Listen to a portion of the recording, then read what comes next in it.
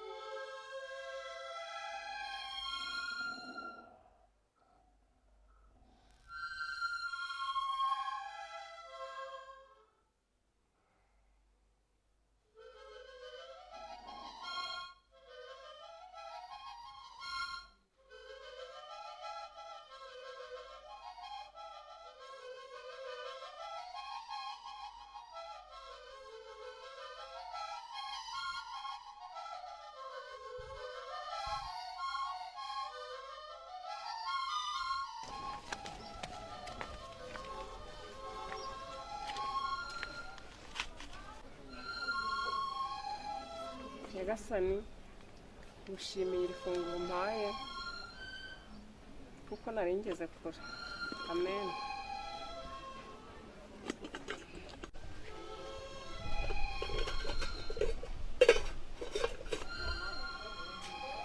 Uyu muntu se ni uwahehe waje mw'urugo?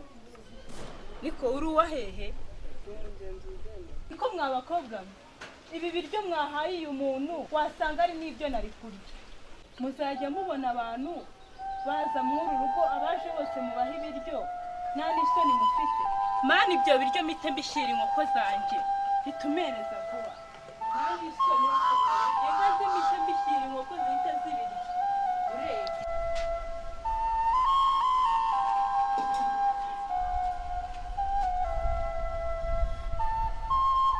uba none ahita ugendana n'ubu ukiri ahangaha bonesa vuba genda vuba.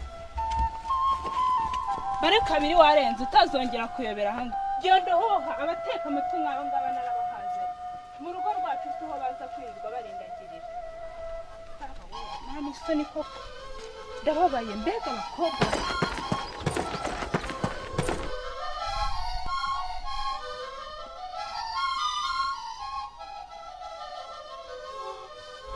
Kambe njya kano gasheke ndabamboma.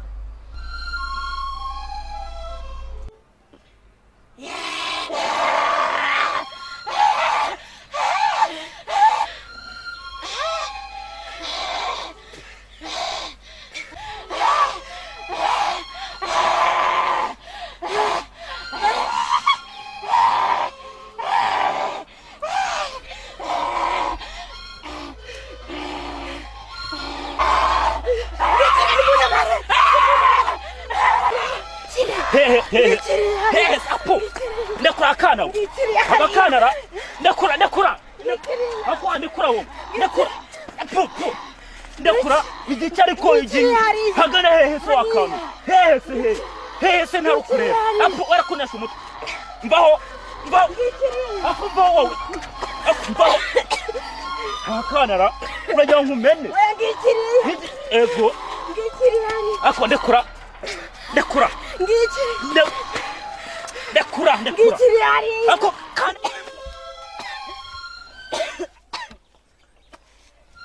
hase ko wahagiye urimo wirukanka n'ibyo wari ubonye ubundi Ntabwo mbi cyangwa ubu musazi se ujya usara se basi oya ni igiki se wabonaga ntabwo mbizi kinsanze ku mujyi igiki nyine ntabwo mbizi wabonaga ari umuntu se wabonaga ari iki ntabwo mbizi ubwana bwitesha mutwe bubaho Zaninka iyi mukuru wanjye wari warapfuye imizimu ibaho none nese umuzimu nge ntabonaga umuzimu wari uri hehe ubundi njye namubona ntabwo nabyishimiye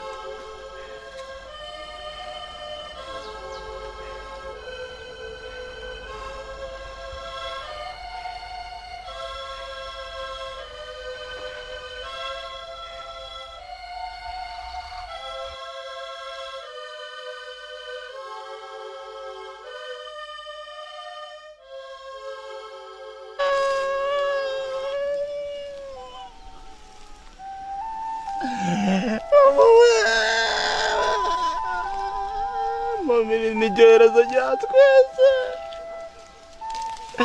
mami mama imana igwiruka ridashira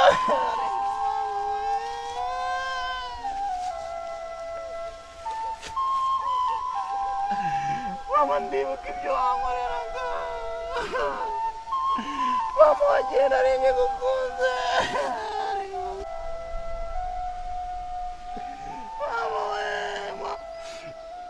mama iyo nibutse umutima mwiza wagiraga nibuka imirimo myiza wankoreraga mama bintera kurira mama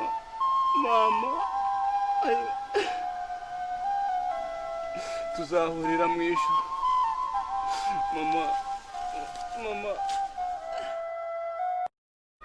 sha siko twaganiriye ukanyuragiza kumbwira sitori yakubayeho ndabivuga amatsiko yakwishe umva nyine ejo nahuye n'umuhungu zanzaye kubwira ejo umva nyine umuhungu yitwa sefu urumva nyine uwo muhungu yaranabaye ibisabo byari bimutanye urumva noneho ntabwo zikirenze nyine uwo muhungu ntabwo bwakaratamwumvaye ambaza sifu waramutse ute wiriwe ute wariye iki ikigo bakizi noneho ikirenzeho mba numva byandenze mana we umva birenzeho ntaye se nibe n'abagira babahamagara buri saha gusa uzamubwire ko twisurire da pfa kuri baba bakize hari nzamubwira sibyo uzamubwira rwose nta kibazo pe kandi ahantu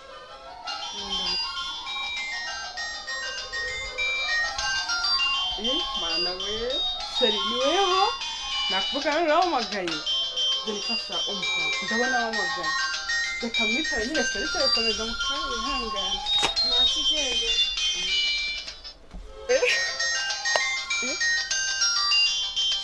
sheri ariko yagiye bikumbuye yesu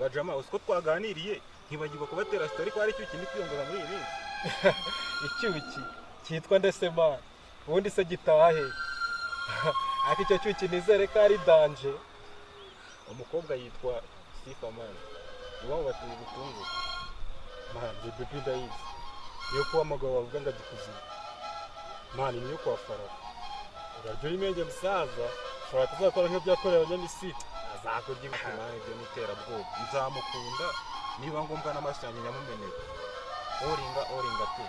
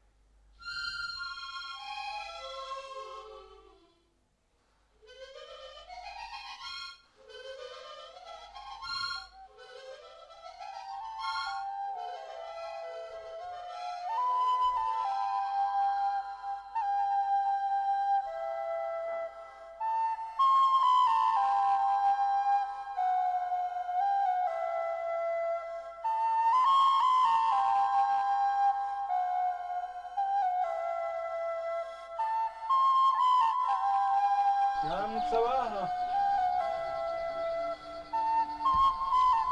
yemwe mwaramutse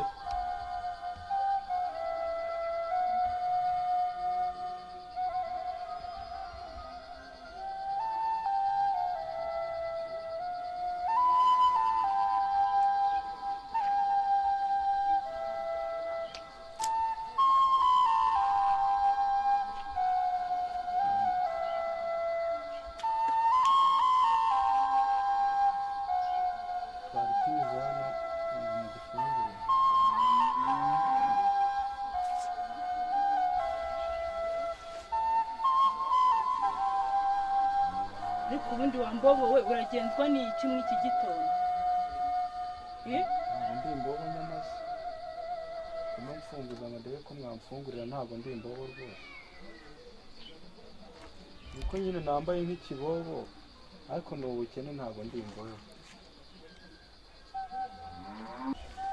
ariko uzi ko nta soni ugira nk'iki gitondo ubyukira abantu ubyuka ubatera umwaku ngo ugiye gufunguza, ngo ugiye gusaba akazi. nyamara ni ubukene babyeyi, natwe ntabwo ari twebwe. inkweto rega tuzibonye twazambara, ni uko tuba twazibuze. ngo ubukene nako reka nze murebe si ifunguro ushaka. Imana yabikiye nawe kikiri impamba y'inkari nawe uyirirwane izakubere urwibutso, uzajye wirirwa ukunuka igihe cyose, uzongere uyobere hano toka.